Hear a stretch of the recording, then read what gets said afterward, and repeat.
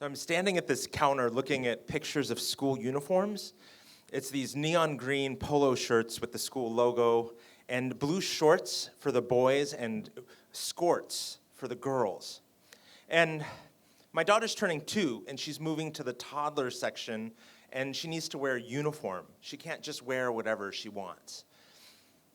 And I asked the lady behind the counter, like, can my daughter just wear shorts? Like, can't we just wait a little bit longer before we teach kids about gender-based discrimination? I mean, they're only 2, and a skirt is really just a pair of shorts with an extra piece of fabric across the front so it looks like a skirt, but they're both shorts.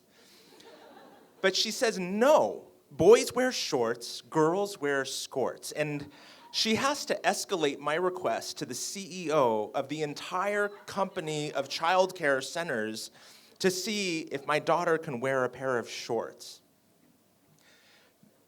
My daughter, Audrey, is my first kid, and I don't know anything about being a dad, and I didn't read any parenting books, and I realize it later, but I am raising a rebel girl. And every time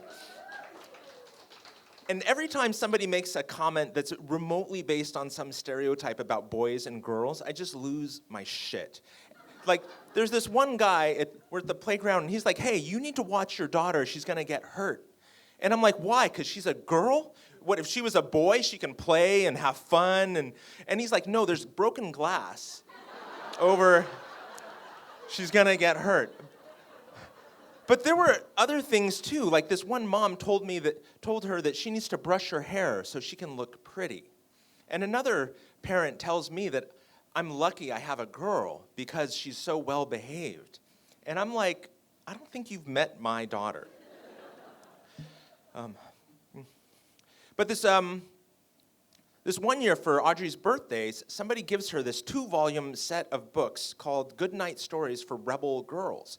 And I think, oh, what a great gift. And Audrey asks me, well, what is a rebel? And I tell her, a rebel is somebody who doesn't do what they're told, who challenges expectations about what is right and wrong. And I say, oh, well, here, this book is all about rebel women throughout history. So I'm like, well, let me just read a story. I'll give you an example. Oh, here, Amelia Earhart.